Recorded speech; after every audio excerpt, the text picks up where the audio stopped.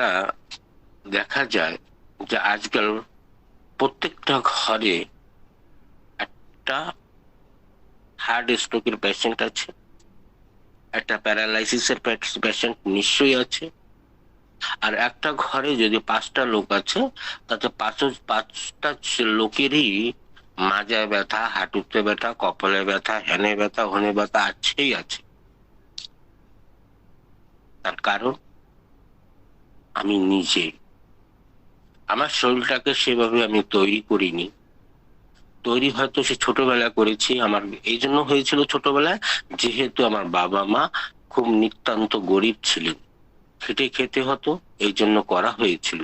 ঠাকুরকে ধরে দুটো পয়সা হয়েছে, আজ আমরা ডনলপের বিছানা করে শুতে পারি না, ফ্রিজের জল ছাড়া খেতে পারি না, ঠাকুরের প্রার্থনা আদি করবো তাও একটা মোটা গদ্দা লাগবে, তারপরে বসে করবো। এই জন্য কিন্তু আমাদের এই রোগগুলো হয়েছে। যাদের হাঁটুতে মাজায় ব্যথা আছে, তারা প্রত্যেকদিন সকালবেলা খালি পেটে ঠাকুরের ইষ্টভীতিটা সেরে নিয়ে 7টা শিউলি ফুলের পাতা নেবে। পাতাটা একদিন আগে তুলে রাখবে, সূর্য অস্ত হওয়ার আগে রেখে তুলে রেখলেন। আপনি যখন শুতে যাবেন, সেই 7টা শিউলি ফুলের পাতাকে শিল নোড়ায় ভালো করে বেটে পেস্ট করে নিতে হবে। ওটা মিক্সারে করলে হবে না, শিল নোড়াই বাটতে হবে।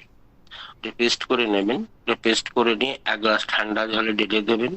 ওকে কম আগুনে ফুটিয়ে আধা করে নেবেন। আর সকালবেলা ঠাকুরের ইষ্টভীতিটা সেরে নিয়ে আগে গিয়ে ওই কাপটা যেভাবে রেখে ফুটিয়ে রেখেছিলেন, একটা কাচের গ্লাসে না হলে একটা করে কাপে, এই দুটোতে রাখতে হবে। ওইভাবে রেখেছেন, সকালবেলা ঠাকুর ইষ্টভীতিটা সেরে নিয়ে গিয়ে আগে প্রথম আগে ওই জিনিসটা খেয়ে নেবেন। 3 মাস খেয়ে খান।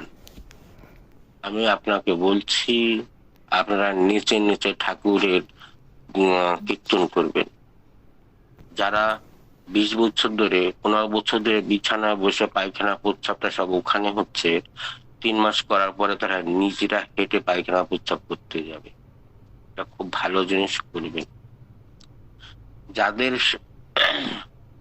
শিউলি ফুলের পাতাটা অর্জন করতে না পারছে, আশেপাশে নেই, তারা 1 গ্লাস গরম জলের ভিতরে মটরের দানার পরিমাণে চুনটা নিয়ে এই গরম জলের মতন মিশিয়ে দিয়ে ভালো করে 2 আঙ্গুল দিয়ে ভালো করে মিলিয়ে দিয়ে ঘষে ঘষে 2 আঙ্গুলটাকে ঘষে ঘষে মিলিয়ে দিয়ে ওই জলটাকে চার মতন অল্প অল্প করে খাবেন। 3 মাস খান। যাদের স্টোন আছে, kidney stone, gall bladder stone, তারা খাবেন না, তারা শিউলি ফুলের পাতাটাই খাবেন। দেখবেন 3 মাসের ভিতরে যাবতীয় যত আপনার শরীরের ব্যথা আছে, ইউরিক অ্যাসিড আছে, পার গোড়ালির হাড় বেড়ে গেছে, এই যে কয়েকটা লোক ডাক্তাররা বলে যে তোমার পার হাড় হাড়টা বেড়ে গেছে, এটা ফলস। হাড় বাড়ার আর টাইমটা 21 বছর পর্যন্ত থাকে। 21 বছর পরে হাড়টা বাড়ে না। ওখানে ঢুকেছে আপনার ইউরিক অ্যাসিড, ওখানে ঢুকেছে থাইরয়েড ঢুকেছে। তার জন্য ওই খাওয়ার সময় জলটা অল্প অল্প সিপ সিপ করে খাবেন। খাবার সময় একদম জল বন্ধ। যখনই জল খাবেন অল্প চার মতন অল্প অল্প করে খাবেন। দেখবেন দুনিয়ায় অনেকটা জানোয়ার দেখেছেন, তারা কিন্তু জলটা চেটে চেটে খায়। জঙ্গলের রাজা সিংহ, সেও কিন্তু চেটে চেটে খায়। তার শরীরে বাত নেই, তার শরীরে ব্যথা নেই, সে আমাদের যে 522 কদম বেশি জাম্প করতে পারে। খালি এক মানুষই এমন একটা প্রাণী যারা নিজের স্বাদের জন্য জলটাকে, খাবারটাকে বিষ বানিয়ে খাচ্ছে। খাওয়ার সময় জলটা খাওয়া মানে স্লো পয়জন, স্লো, ওটার বিষের মতন হবে। কারণ যদি আপনারা শোনেন তো অনেকটা টাইম লেগে যাবে, সেটা পরে হবে। আগে রোগের কথাটা বলি। আপনারা খাবার 45 মিনিট পরে জলটা খাবেন। যখনই সকালে, দুপুরে, রাত্রে খেতে যাবেন, সকালে খাওয়ার পরে বজ্রাসনে বসবেন 10 মিনিট, মিনিমাম 10 মিনিট। তারপরে 500 পা হাঁটতে হবে। দুপুরে যদি আপনি খাবার খাচ্ছেন তাহলে বজ্রাসনে বসে লেফট কার্ভাটের লেফট সাইডে বাও সাইডে 20 মিনিট শুতে হবে। চিত হয়ে শুলে হবে না, রাইট সাইডে শুলে হবে না, লেফট কার্ভাটে শুতে হবে। আর রাত্রে যখন খেতে যাচ্ছেন তার, আমি অবশ্য খাই না, আমার 24 আওয়ারে 24 ঘন্টা আমি একবার খাবার খাই। খাবার রেডি হচ্ছে 9:30টার ভিতর, 9টার ভিতরে আমি খেয়ে নেবো, আর কালকে খাবো। সারাদিনে আমার আর কিছু চাই না, আর আমি ভালো আছি। পরম পিতা দয়া ওনার আশীর্বাদে, আপনাদের নিষ্কাম প্রার্থনায় ঠাকুরের কাছে আমার শরীরে বাত নেই, রোগ নেই, বিপি নেই, সুগার নেই, আমার কিছু নেই, ভালো আছি। যেহেতু রাত্রে কেন খেতে মানা করেছি, যে রাত আমাদের পেটটা, আমাদের শরীরটা প্রকৃতি হিসেবে বানানো। যখনটা সূর্য থাকবে ততক্ষণ আমাদের পেটে একটা আগুন জ্বলে। যে আগুনটা কেমন, ওই আগুনটা খাবারটাকে কি করে, ওকে হজম করে ওর থেকে যে ভিটামিন প্রোটিন, যে সূক্ষ্ম যেটা যেটার অর্গানসের দরকার, সেটা কিন্তু পাঠিয়ে দেয়। আর যেটা ফলস জিনিস, যেটা খারাপ জিনিস, বেস্টের জিনিস, সেটাকে স্টুডির দ্বারা বাইরে বের করে দেয়।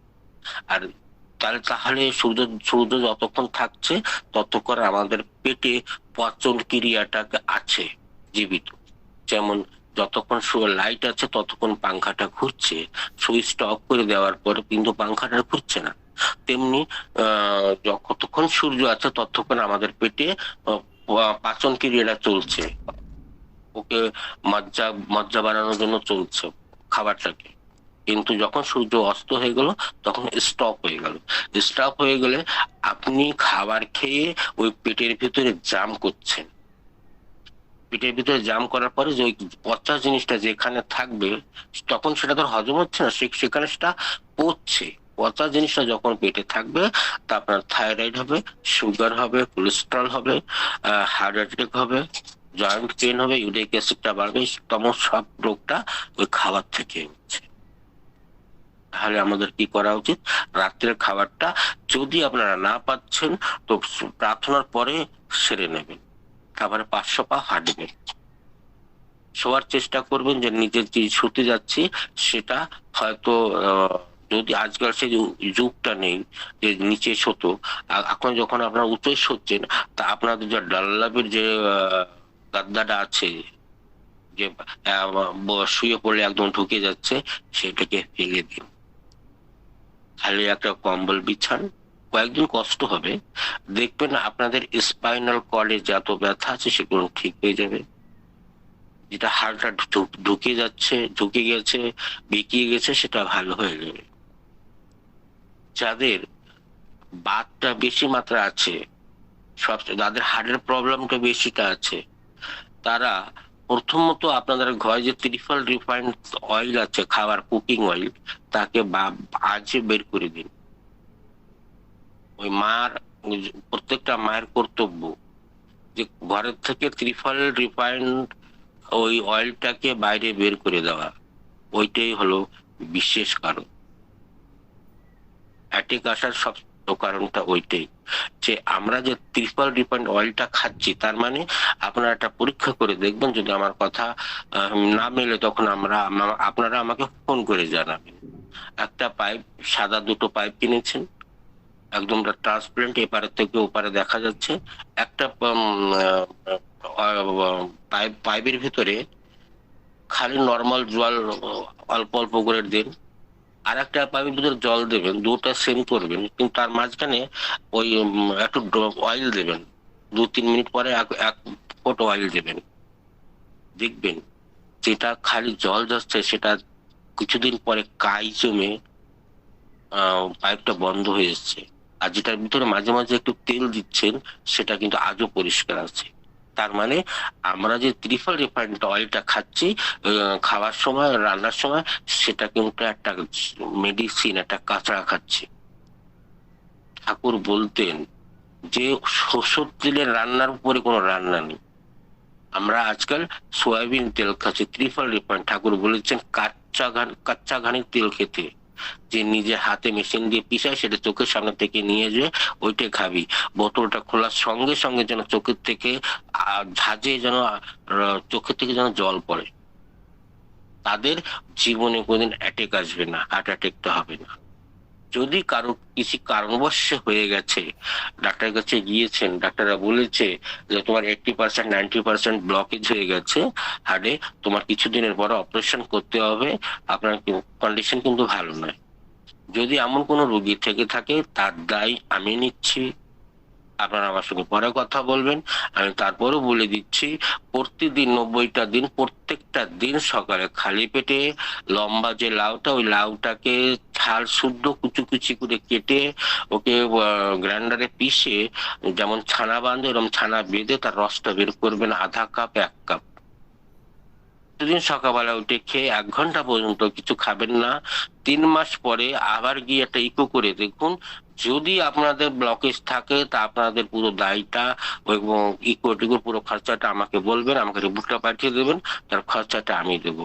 কেন আমার কাছে এমন একটা পেশেন্ট, একটা না 8টা 10টা পেশেন্ট আমার হয়েছে যে তাদের হার্টের 4টে চেম্বার থাকে, সেই 4টে চেম্বারের থেকে একটা 94, একটা 98, একটা 84, 81 এমন ব্লকেজ। তো আমার সামনে এসে ফাইলটা ছুঁড়ে ফেলেছে। আমার তো রাগ হয়েছে, আমি তো একটা মানুষ, আমার তো অভিমান হয়েছে। তো আমি বললাম কেন ছুঁড়ে ফেললো, তো দেখি। তো দেখি যে ওর 4টা চেম্বারে, হার্টের চেম্বারে ব্লকেজ। তা ও একদম ভেঙে পড়েছে, কাঁদো কাঁদো ভাব। বলছে ডাব্লিউসি এর ডিউটি করতেন উনি। আমি বলছি তোর তো ব্লকেজ হয়ে গেছে ভাই, আমার তো হাসি মজা করছি, তুই তো আর বাঁচবি না। হ্যাঁ, বলছে আমি তো বাঁচবো না, এই জন্য তোমার কাছে এসেছি। আমি বলছি, তো আমার কাছে আসলে কি হবে, তুই তো কি মরে গেছিস। তা বলে কোনো উপায়, আমি বলছি একটা উপায় আছে। বলে কি। আমি বলি অপারেশন করায়নি। তো বললে আমি গিয়েছিলাম, তা ডাক্তারে বলেছে 16 থেকে 17 লাখ টাকা লাগবে। বলছি তো কত, তোর অফিসে ডিউটি করতো, তুমি তোমার কাছে পয়সা আছে, তুমি করিয়ে নাও না। আমি আমার কটা পয়সা আমার পিছনে খরচা করলে বাকি আর কে খাবে, আমি তো বয়স তো হয়ে গেছে, তা আমি আর কেন করাবো। যখন তুই বাঁচারও ইচ্ছা আছে আর পয়সাও খরচা করবি না, তাহলে এক কাজ করিস, প্রতিদিন ওই লাউটাকে খা। আমি ওকে 3 মাস খেতে বলেছি, ও 6 মাস খেয়েছে। আবার সেই হসপিটালে গিয়েছে, সেই হসপিটালে যে আবার প্রত্যেকটা টেস্টটা করিয়েছে, যেটা আগে করিয়েছিল ফাইলটা সঙ্গে নিয়ে গেছে। আর সেই ডাক্তার আবার দেখেছে, দেখার পরে বলছে যে যে অপারেটর যে ইকো করেছিল, টেস্ট টেস্ট করিয়েছিল, তাদের ডাকলো। ডাকার পরে বলছে তোরা কি ভুলভাল করিস। বলে কেন, এই 6 মাস আগে এই লোকটার মরার অবস্থা ছিল, আর আজকে তার হাড়ে একটা ব্লকেজ নেই। একটা তো ব্লকেজ থাকা উচিত, একটা ব্লকেজ নেই, ব্লকেজ গেল কোথায়। তো তো একটা ব্লকেজ নেই। তখন ওই লোকটা বলে আমাদের ওখানে একটা ডক্টর রয়েছে, ও আমাকে খালি এই বলেছিল, বাবা তুই বেঁচে গেছিস, আর তো পয়সাও যেত, আর জীবনে কতদিন বেঁচে থাকতে তার ঠিক ছিল। সে এখনো জীবিত আছে। এটা পরম পিতার ইচ্ছা। যাদের কনস্টিপিকেশন আছে, যারা দেখবেন যে কিছুটা খেলে পেটে অ্যাসিড হচ্ছে, খেতে পারছে না, কিছু খেলেই ঢেক উঠছে, টক টক ঢেক উঠছে, পায়খানাটা একদম হচ্ছে না, প্রতিদিন ঠাকুর বলেছেন সকালবেলা ত্রিফলাটা খেতে। কিন্তু ত্রিফলাটা যখন আপনি সকালবেলা জলের সঙ্গে খাচ্ছেন, তখন সেটা শরীরের ভিতরে পুষ্টির কাজ করছে। পুষ্টি বলে প্রোটিন, পোষক তত্ত্ব কাজ কাজ করছে, ভিটামিন কাজ করছে। আর ওই ত্রিফলাটাকে যখন আপনি রাত্রিবেলা একটু গরম দুধের সঙ্গে খাবেন, যদি দুধ কারো কারো সহ্য না হয়, যখন দুধটা সহ্য করতে পারছেন না, তাহলে একটু গরম জলে খাবেন, কিন্তু দুধে খেলে বেশি কাজ হবে। 1 কাপ দুধের সঙ্গে 1 চামচ, একটা বড় চামচের 1 চামচ স্পুন ওর সঙ্গে মিলিয়ে দিয়ে খেয়ে শুয়ে পড়বেন রাত্রিবেলায়। সকাল 5টা থেকে 4টের ভিতর আপনার উঠতে হবে, উঠে গিয়ে আগে আপনার দৌড়তে হবে বাথরুমে। পেটটা এত পরিষ্কার হবে যে আপনি বুঝবেন যে অ্যাকচুয়ালি আমার পেটের ভিতরে এতটা কি কাঁচরা ছিল।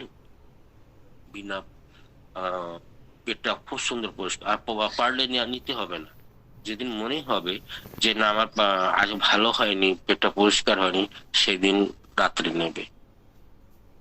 এটা কিন্তু খুব ভালো জিনিস, করবেন। আর প্রত্যেকটা মায়েদের, এবার আমি একটু মায়েদের বিষয়ে আসি, কেন আমার 10 মিনিট টাইম আছে। দেখবেন মায়েরা 2-3টে রোগের জন্য কিন্তু খুব ভোগে। একটা, তাদের মুখে মাস্তে পড়ে যায় কালো কালো দাগ। দাদাদের পক্ষে হয়, কিন্তু দাদাদের পক্ষেটা অতটা বোঝা যায় না, কিন্তু মায়েদের পক্ষেটা দূর থেকে দেখলে বোঝা যায়, একটু কালো কালো স্পট হয়ে গেছে, মেলাজমা হয়ে গেছে, কালো কালো দাগ পড়ে গেছে ধাব্বা ধাব্বা।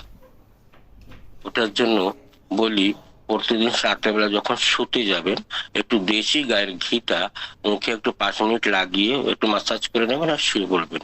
সাবানটা একদম লাগাবেন না। গত 10 বছর ধরে আমি কিন্তু সাবানটা ইউজ করি না, আমার ঘরে কেউ ইউজ করে না। আর সাবানটা একদম ইউজ করবেন না।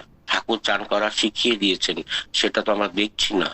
ওই যে দেখেন না ইউটিউবে, ঠাকুর চৌবাচ্চা ছোটটা তালাবে চান করতে লেমে একটা গামছা ভিজিয়ে ডলে নিয়ে আবার আরেকটা ডুব দিয়ে বেরিয়ে এসেছিলেন।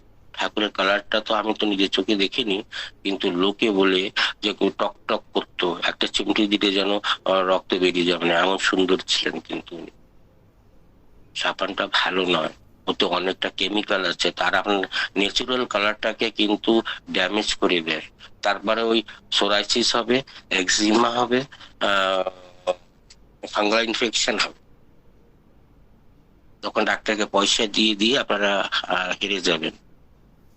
যাদের একজিমা আছে, ফাঙ্গাল ইনফেকশন আছেন, তারা আমার সঙ্গে হয়তো সবার সামনে না বলতে পারছেন না, পরে আমার সাথে কন্ট্যাক্ট করবেন। আপনাকে আমি কেমন করে ঠিক হয় 21 দিনের ভিতরে সেটা আপনাদের আমি দেখিয়ে দেবো, যে আমি সেটা যেটা মুখে বলছি সেটাকে আমি করতে পারি কি না পারি। সেটা ঠাকুর যদি আমার সঙ্গে থাকে, তাহলে আপনাদের সেটা করিয়ে দেখিয়ে দেবো যে 21 দিনের ভিতরে আপনারা কি করে ভালো হন। আমার এখানে এমন কোনো দিন নেই যে আমার কাছে 2 থেকে 3টে পেশেন্ট স্ক্রিনে না আসে। যাদের বাতের সমস্যা আছে, তারা কিন্তু যাদের কাছে শিউলিফুলের জোগাড়টা করতে পারছে না, চুনটা জোগাড় করতে পারছেন না, তারা আমাকে পার্সোনাল কালকেও পাঠিয়েছে। যদি আপনি বলেন যে আমাকে আপনি গল্প করছেন নাকি, তাহলে আমি কালকে যে পোস্টটা করেছি সেই স্পিড পোস্ট, তাতে সেই পরিচিত আমার কাছে আছে, আপনাদের দেখাতে পারি যে এমন কোনো দিন নেই আপনাদের কলকাতায় 2 থেকে 10 হাজার টাকার মেডিসিন না যাচ্ছে। তারা খেয়ে ভালো আছে, তবেই তা অন্য কেউ এসে আবার তাকে বলছে, অন্য কেউ আসে চাচ্ছে, ভালো হয়ে যাচ্ছে, তাদের তাদের ইউরিক অ্যাসিডটা বাতটা ভালো হয়ে যাচ্ছে। আর একটা কথা, যে মায়েরা দেখবেন এটা হয়, এটা মায়ের রোগ, আর এটা কোনো লজ্জার কোনো বিষয় না। এটা রোগ তো রোগ, রোগটাকে যত চেপে রাখবে ততটা বৃদ্ধি পাবে। যে অনেকটা যুবতী মায়েরা আছে যে মাসে একদিন হয়েছে, 3 মাস আর হওয়ার কোনো চান্স নেই, মেনস্ট্রুয়েশন সার্কেলটা। কোনো মায়েদের মাসে 2 থেকে 3 বার হচ্ছে, কোনো মায়েদের কন্টিনিউ 3 মাস চলে যাচ্ছে।